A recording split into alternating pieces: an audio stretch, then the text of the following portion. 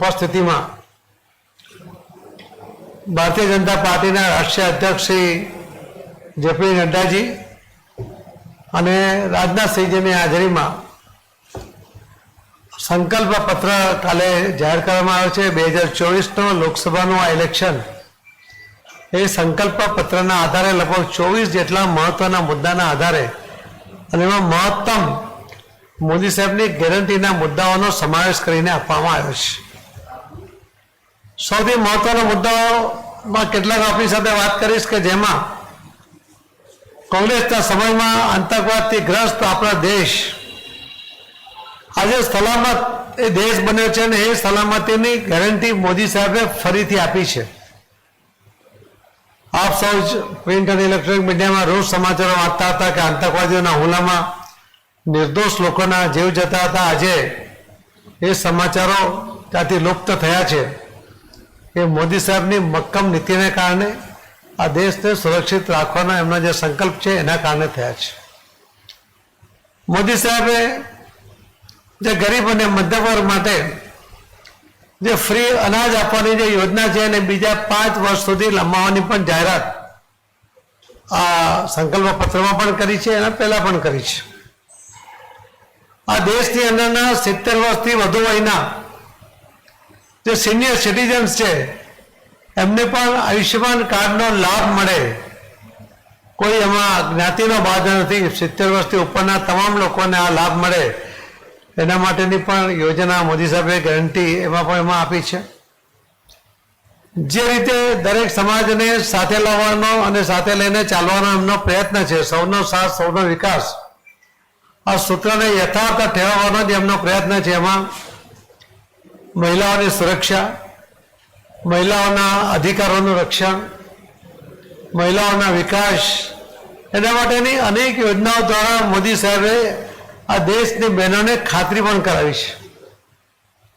એમને મુખ્યમંત્રી ત્યારે તાલુકા પંચાયત, જિલ્લા પંચાયત, નગરપાલિકા, મહાનગરપાલિકામાં 50% રિઝર્વેશનનો અધિકાર આપ્યો હતો અને પ્રધાનમંત્રી બન્યા પછી જે સ્વતંત્ર ભારતનો પોતાનો કહી શકાય એવું જે ભવન નિર્માણ કર્યું એની અંદર પણ ઐતિહાસિક ભવન ઐતિહાસિક સમયમાં નિર્માણ કરીને પહેલો ઐતિહાસિક ઠરાવ કરીને બહેનોને આ દેશના તમામ રાજ્યોમાં અને તમામને લોકસભામાં પણ 33%નું રિઝર્વેશન એ મોદી સાહેબે આપીને આ દેશની મહિલાઓ એ ટેલેન્ટને ઓળખીને એમણે આ દેશની સીમાઓની સુરક્ષા માટે પણ એનું નેતૃત્વની જવાબદારી આપી છે।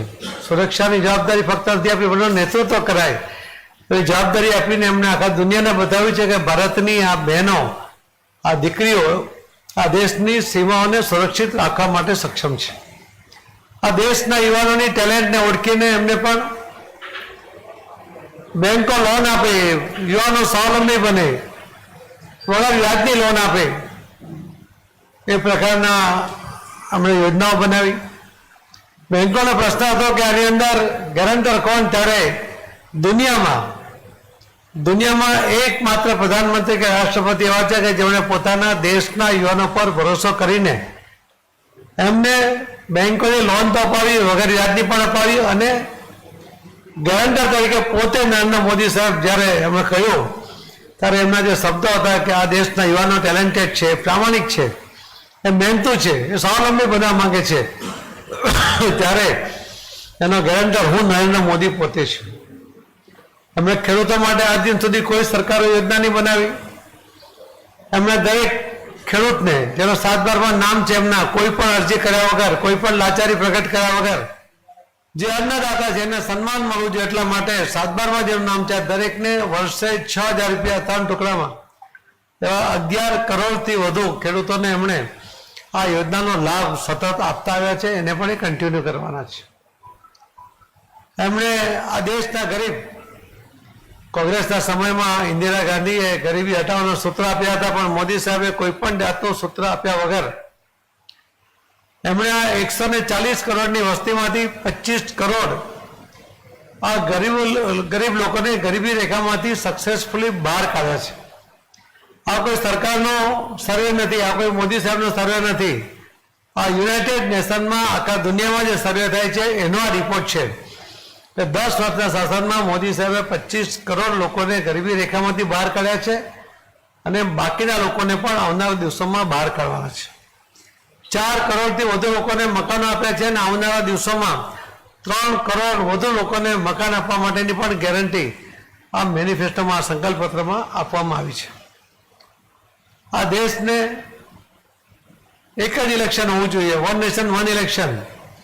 એ દિશામાં પણ આગળ લઈ જઈને જે સમય બગડે છે, જે રીતે પૈસાનો વ્યય થાય છે, જે રીતે લોકો ઇલેક્શનના કારણે વિકાસ રૂધાય છે, અને એને દૂર કરવા માટે અમે કમિટી બનાવીને અભિપ્રાય મેળવ્યા, દરેક પાર્ટીઓ સાથે વાત કરી અને બિલકુલ કમિટેડ છે કે વન નેશન વન ઇલેક્શન જ હોવું જોઈએ અને એ દિશામાં પણ આગળ વધવાની અમને ખાતરી આપી છે.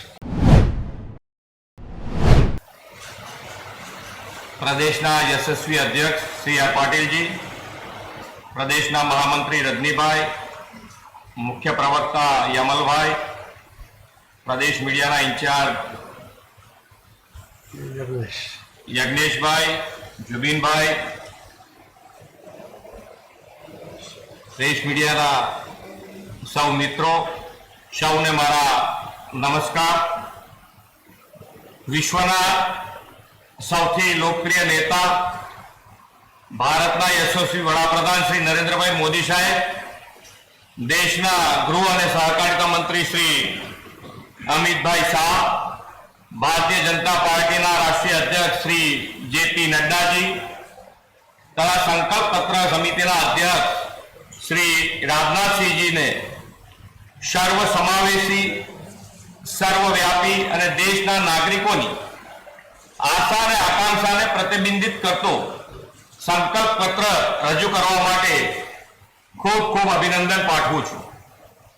ચૂંટણી ઢંઢેરું નહીં પણ પ્રજાની સેવાની ગેરંટીનું સંકલ્પ પત્ર લઈને આવ્યા છીએ. પ્રજાએ દિલ ખોલીને મોદી સરકારને આવકાર આપ્યો છે અને હજુ પણ 2047માં વિકસિત રાષ્ટ્ર બનાવવાના ભાજપના સપનાને પૂરું કરવા ફરીથી એકવાર 405 નો મેન્ડેટ આપશે. ગુજરાતના 6.5 કરોડ નાગરિકોએ છેલ્લા અઢી દાયકાથી ભારતીય જનતા પાર્ટી ઉપર જે વિશ્વાસ, જે ભરોસો મૂક્યો છે તેને વિકાસ અને જનકલ્યાણથી સાર્થક કરવામાં વડાપ્રધાન શ્રી નરેન્દ્રભાઈ મોદીના નેતૃત્વમાં ગેરંટીથી કરી બતાવ્યું છે અને તેના પરિણામે ગુજરાતની અને દેશની જનતાના આશીર્વાદ પણ તેમને સતત મળી રહ્યા છે. વડાપ્રધાનશ્રીએ ગુજરાત અને દેશમાં સુશાસનનો જે પાયો નાખ્યો છે તેને પરિણામે ગુજરાતની તમામ 26 લોકસભાની બેઠકો ભારતીય જનતા પાર્ટી જીતતી આવી છે. આ વર્ષે પણ વડાપ્રધાન શ્રી નરેન્દ્રભાઈ મોદીની વિકાસની રાજનીતિ ઉપર વિશ્વાસ મૂકીને ગુજરાતની જનતા તમામ 26 બેઠકો ઉપર ભારતીય જનતા પાર્ટીને પુનઃ આશીર્વાદ આપશે. તમામ 26 બેઠકો ઉપર કમળ ખીલશે એવો દ્રઢ વિશ્વાસ છે. ભાજપનો સંકલ્પ પત્ર વિકસિત ભારત 2047 ને સાકાર કરવાનો રોડ મેપ લઈને આવ્યો છે. સમાજના દરેક વર્ગને સાથે લઈને વિકાસના માર્ગે ચાલતી સરકાર એટલે મોદી સરકાર. શ્રી નરેન્દ્રભાઈએ દેશની 25 કરોડ જનતાને ગરીબીમાંથી બહાર કાઢી તેના જીવન સ્તરને સુધાર્યું છે. ભારતને વિશ્વની 5મા નંબરની સૌથી મોટી આર્થિક તાકાત બનાવી છે. દેશની 80 કરોડ જનતાને મફત અનાજ, 14 કરોડ પરિવારને નળથી જળ અને 4 કરોડ પાકા આવાસ આપ્યા છે અને હજુ આગામી 5 વર્ષ સુધી આ સેવા યજ્ઞ ચાલુ રહેવાનો છે. પીએમ ઉજ્જવલા યોજના થકી મફત ગેસ કનેક્શન આપીને દેશની માતા બહેનોને ચૂલાના ધુમાડામાંથી મુક્તિ અપાવી છે. લોકસભા અને વિધાનસભામાં મહિલાઓને આરક્ષણ પૂરું પાડવા માટે નારી શક્તિ વંદના અધિનિયમ પસાર કર્યો છે. દેશના કરોડો નાગરિકોને આયુષ્યમાન યોજના થકી મફત સ્વાસ્થ્ય સુવિધા આપી છે તેમજ કરોડો અન્નદાતાઓને કિસાન સન્માન નિધિના માધ્યમથી આર્થિક સહાય આપવાનું કામ કર્યું છે. રોકાણથી રોજગારીને પ્રોત્સાહન આપ્યું અને ઇઝ ઓફ ડુઇંગ બિઝનેસને શક્ય બનાવ્યું છે. મોદીજીના નેતૃત્વમાં ભાજપ જ એકમાત્ર એવી પાર્ટી છે જેની પાસે આગવી સૂઝ, સામર્થ, ક્ષમતા અને દ્રઢતા સાથે રાષ્ટ્ર વિકાસનો સંકલ્પ છે. વિઝનને વાસ્તવિકતામાં પરિવર્તિત કરવાનો ટ્રેડ રેકોર્ડ છે. રાષ્ટ્ર પ્રથમના સિદ્ધાંતથી ચાલતી કોઈ પાર્ટી હોય તો તે ભાજપ છે. સમાજના સર્વાંગી વિકાસને મહત્વ આપવા સૌના સાથ સૌના વિકાસનું સૂત્ર અમલમાં મૂક્યું છે. આપણા દેશના 4 મજબૂત સ્તંભો ગરીબ, યુવા શક્તિ, ખેડૂત અને મહિલા શક્તિને મોદીજીએ ખાસ મહત્વ આપ્યું છે. શ્રી નરેન્દ્રભાઈએ દેશમાં આત્મનિર્ભરતાથી આત્મસન્માનની જ્યોતિ જલાવી છે. તેમણે ખાલી વાતો નહીં પણ મેક ઇન ઇન્ડિયા, ડિજિટલ ઇન્ડિયાના સપનાને સાચું કરી બતાવ્યું છે. રોજગારીની વાતો નહીં પણ ખરેખર સ્ટાર્ટઅપ અને નવીન ટેકનોલોજી પાર્ક બનાવી યુવાનોને પાઠો આપી છે. મોદીજીની ગેરંટી એટલે સંકલ્પથી સિદ્ધિ, વિઝનથી વિકાસ, સંકલ્પથી સમૃદ્ધિ, અંત્યોદયથી સર્વોદય, આત્મનિર્ભરતાથી આત્મસન્માન. જેનું ભૂમિપૂજન કરે તેનું લોકાર્પણ પણ કરે અને જે કહ્યું તે કરી બતાવ્યું. આ છે મોદીની ગેરંટી. પરફોર્મ, રિફોર્મ અને ટ્રાન્સફોર્મના કાર્યમંત્રથી ચાલતી સરકાર એટલે મોદી સરકાર. મોદીની ગેરંટી એટલે ગેરંટી પૂરી થવાની ગેરંટી. મોદીની ગેરંટી 2024 સંકલ્પ પત્ર દેશના દરેક વર્ગ, દરેક વયજૂથ, દરેક સમાજ, દરેક નાગરિકના જીવનના તમામ પરિબળોને ધ્યાનમાં રાખીને તૈયાર કર્યું છે. આ સંકલ્પ છે અંત્યોદયથી સર્વોદયનો, ગરીબ કલ્યાણનો અને દરેક જાતિ જ્ઞાતિના વિકાસનો. દેશના 3 કરોડ ગ્રામીણ મહિલાઓને લખપતિ દીદી બનાવવાનો. Highway, bullet train, Vande Bharat, metro ટ્રેનનું network જેવા વર્લ્ડ ક્લાસ ઇન્ફ્રાસ્ટ્રક્ચરના નિર્માણનો. આયુષ્યમાન ભારત જેવી વિશ્વની સૌથી મોટી આરોગ્ય યોજનાથી મફત અને શ્રેષ્ઠતમ સ્વાસ્થ્ય સેવાઓ. પીએમ આવાસ અને સ્લમ રિડેવલપમેન્ટ યોજનાથી દરેકને તેમના સપનાના ઘરનો. પીએમ સ્વનિધિ નાના શહેરો અને ગામોના શહેરી વિક્રેતાઓ સુધી વિસ્તારવાની અને મુદ્રા લોનની મર્યાદા બમણી કરવાથી અને રોજગારીની તકો વધારવાનો. પીએમ સૂર્ય ઘર મફત વીજળી યોજના હેઠળ ગરીબ પરિવારોને મફત વીજળી આપવાનો. દેશને auto hub, green energy hub અને સેમિકન્ડક્ટર હબ બનાવવાનો. આતંકવાદ વિરુદ્ધ ઝીરો ટોલરન્સ અને સાયબર સુરક્ષા માટે નવી એજન્સી જેવા નવતર અભિગમથી દેશમાં શાંતિ, સુરક્ષા અને દેશની અખંડતાનું જતન કરવાનું. આત્મનિર્ભરતાથી આત્મસન્માન સાથે ભારતને વૈશ્વિક મેન્યુફેક્ચરિંગ હબ અને પ્રોડક્ટ નેશનની ઓળખ અપાવી દુનિયાની ત્રીજી આર્થિક તાકાત બનાવવાનું. ભારતને રમતગમતના ક્ષેત્રમાં વૈશ્વિક ફલક પર મૂકવા 2036માં ઓલિમ્પિક ગેમની મેજબાની કરવાનું. દેશમાં સંસ્થાકીય સુવિધાઓ દ્વારા સીએ, યુનિફોર્મ સિવિલ કોડ અને વન નેશન વન ઇલેક્શનનું અમલીકરણ સુનિશ્ચિત કરવાનું. નવી શિક્ષણ નીતિના અમલ અને વર્લ્ડ ક્લાસ શૈક્ષણિક સંસ્થાઓના નિર્માણથી અમૃત પેઢીના સપનાઓ પૂરા કરવાનું. કૌશલ્ય વિકાસને શિક્ષણ સાથે સંકલિત કરી ભારતના યુવાનોને ધંધા રોજગારની તકો પૂરી પાડવાનું. કૃષિથી લઈ સેમિકન્ડક્ટર ચિપ સુધી પરંપરાથી લઈ આધુનિક રીતથી ભારતના સર્વાંગી વિકાસ, વિઝનથી વિકાસ અને વારસાનું વૈભવ જાળવી રાખવાના સંકલ્પો પૂરી કરવાની મોદીની ગેરંટી છે. વડાપ્રધાન શ્રી નરેન્દ્રભાઈ મોદીએ કહ્યું તેમ ભારતીય જનતા પાર્ટીએ મેનિફેસ્ટો ચૂંટણી ઢંઢેરાની ગરિમા અને ક્રેડિબિલિટી ફરીથી પ્રસ્થાપિત કરી છે. ભારતીય જનતા પાર્ટી કહેવું તે કરવું એવી વિકાસ નીતિને અનુસરે છે. ખોખલા વાયદા કે વચનો નહીં પરંતુ વિકાસના નક્કર કામો કરનારી આ પાર્ટી છે.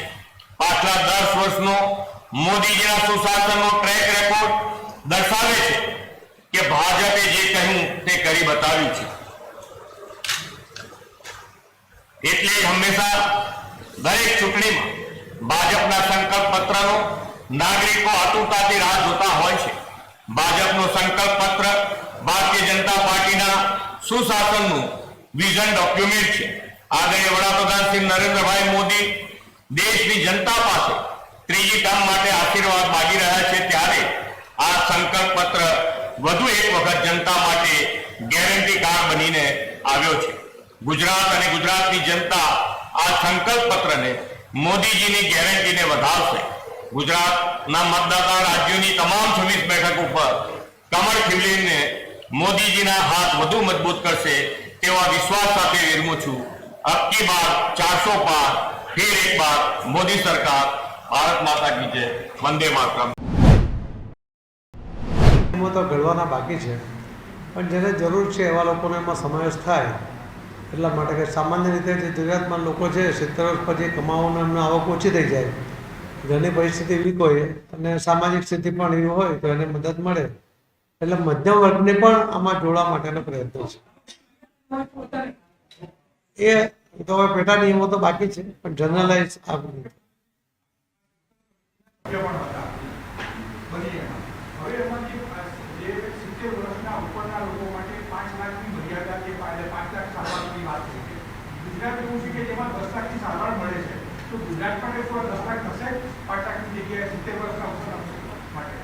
એટલે અત્યારે પહેલાં તો એક વખત એની ગાઈડલાઈન આવી જાય કમ્પ્લીટલી, પછી એની પર વિચાર કરીને 100% ગુજરાત એમાં ક્યાંય પાછી પાની નહીં કરે.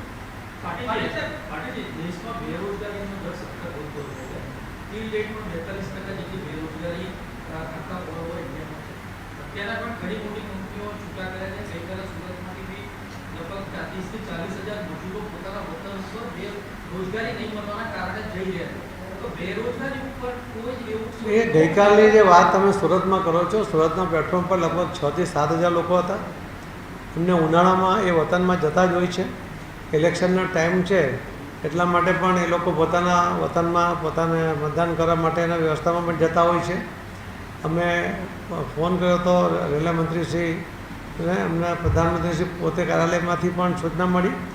એક જ દિવસમાં વધારાની 6 ટ્રેન મળી એક દિવસમાં, એટલે કે એમાંથી 3 વધારાની ગઈકાલે આવી, આજે બીજી આવશે.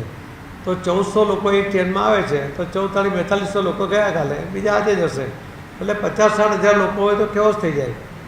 5-6 હજાર લોકો જતાં પ્લેટફોર્મમાં એની કેપેસિટી એટલી જ હોય છે કુલ મળીને, અને એ પ્રમાણે ગયા છે. એટલે ફિગર ખોટા છે ને એ લોકો કામ નથી એટલા માટે નહીં, કામ તો હમણાં ઘણું બધું છે, પણ ઉનાળામાં ત્યાં ગરમી વધારે હોય છે, એવા સમયમાં એ લોકો વેકેશનમાં જતા હોય છે, બાળકોની પણ રજા પડે છે ત્યારે, અને મતદાન માટે પણ દર વખત ત્યાં ટ્રેન છે. બોલો.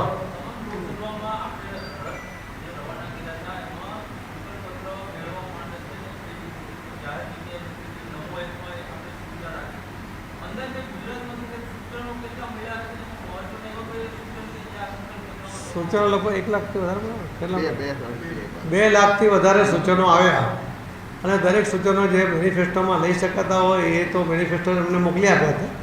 જે રાજ્ય કક્ષાના હશે એમાંથી પણ અહીંયા અનુકૂળ હશે તો એ મુખ્યમંત્રીશ્રી પોતાના કેબિનેટમાં ભાઈ નિર્ણય કરીને એને પણ સમાવેશ કરશે.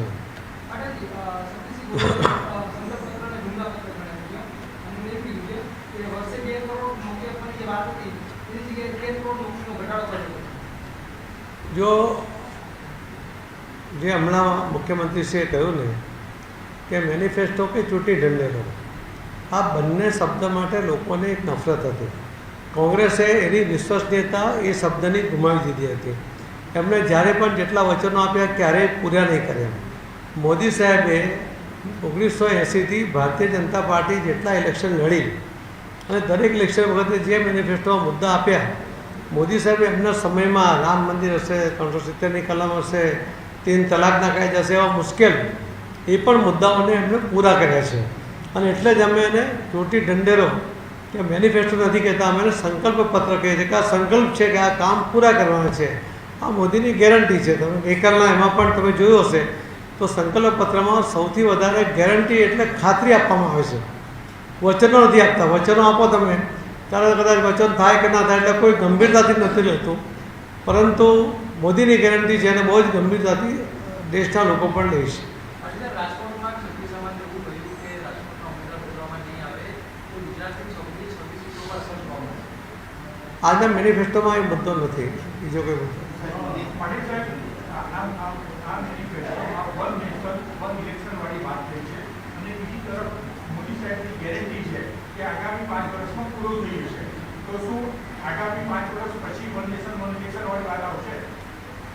વન નેશન વન ઇલેક્શન માટે મોદી સાહેબ ખૂબ ગંભીર છે.